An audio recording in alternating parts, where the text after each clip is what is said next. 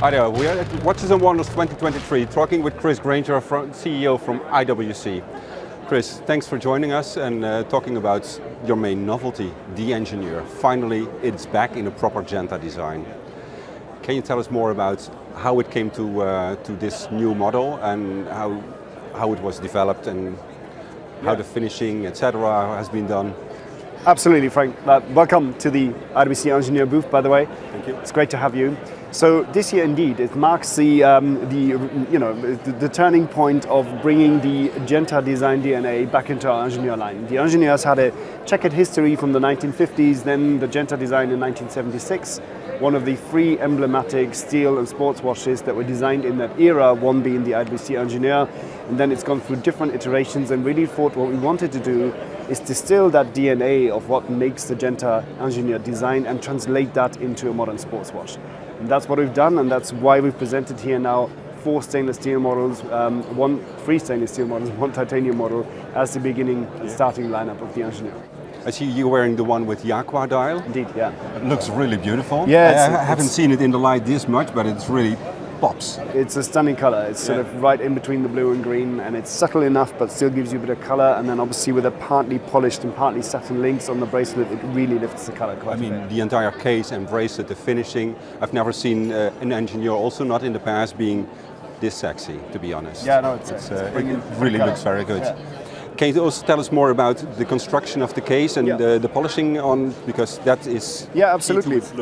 Absolutely. So here we have a true three-piece case construction. So we have a functional bezel, which is screwed in using 5 hexagonal screws from the front. That allows us now to orient the bezel actually correctly on the 5 bore holes on the original Genta design. It was completely screwed in. Exactly. It always limits the ability to actually have a proper adjusted and orientated bezel. This is solved now. We've also really changed a little bit and reworked the balance between the size of the bezel, the weight of the dial, the indexes, the hands, and then the way the case actually flows into the bracelet. Mm-hmm. So the original Genta design had a nose attachment here, quite a bit of gapping, and then quite a wide bracelet. So we brought this quite a bit tighter now.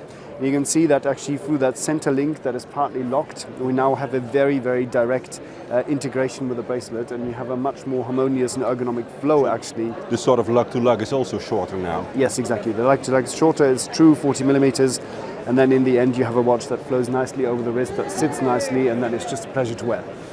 And the dials are very beautiful. How did you come up with this sort of checkered design? So the original design, of course, had this kind of draft paper-inspired grid pattern dial already. Yeah. We've now reworked this. It's a soft iron dial, so it's actually the magnetic protection, 40,000 ampere meters. So therefore, you have a embossed iron dial, and then we do all the color finishing on it.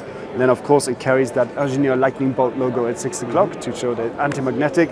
Of course, a closed case back to go with it, and beautiful and subtle indexes of the Ingenieur original design.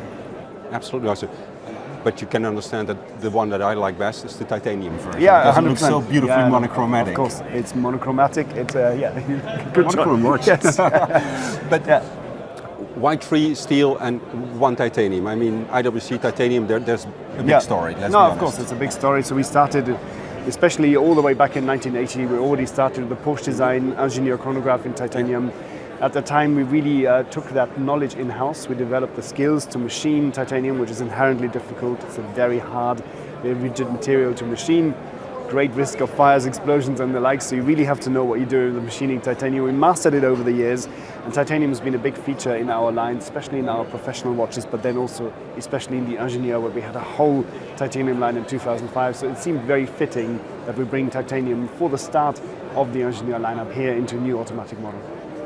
Very cool. And the booth? The booth, yes. My goodness. Yeah, this is our 1970s engineering lab setup. We wanted to keep something that's quite museum-like, quite design studio-like, very clean, but still has some references to the 1970s. So we have a couple of objects here. We've got a bit of retro styling. We've got an advertising campaign for the TV, which is very 1970s. Even you can send us a fax to order the watch. Very special. Send a postcard in. That's all in our retro TV ad. And then, of course, this beauty here, because for us, the Mercedes-Benz C111 Free was such a breaking point between the classical styling of a 300 SL Gullwing that came just before, and then Mercedes engineers under Bruno Sacco, the designer, saying, we want a new forward-looking contemporary futuristic sports car. And directly from the 300 SL followed the C111. And it combined the new manufacturing possibilities of the rotary engine in the back and then plastic being used for the bodywork, etc., with radical new space-age styling. And the C111-3 was actually the one that did the 8 world records in Nardo in 1978, and that's the unique car that we have here at the booth. And it's a great piece of 70s design and engineering. Love it. But Chris, you guys are showing a few more new launches. Yeah. Can you tell us a few words about those? A couple of things coming this year, but one thing we're showing here already is our new 41mm ceramic chronograph construction in Top Gun, which is coming both in black ceramic but also in the blue Oceana colored ceramic, which is the new color we're introducing here in the Top Gun series in this way. It comes again as a 41mm construction, similar to what we have in the pilot's chronographs. It's altogether more compact, sits on the wrist really, really well, and we have a beautiful denim fabric inlaid rubber strap on the Oceana blue, offsetting that white and blue look. And then, of course, the classic Top Gun Chrono 41, now also in the smaller size, which is really one of the most iconic models of the range. Nice. Looking forward to seeing them. I think I saw some very colored straps over there. Yes, you do. Cool. Thank you so much for taking your time. Thank you. Good to see you. Thank you very much.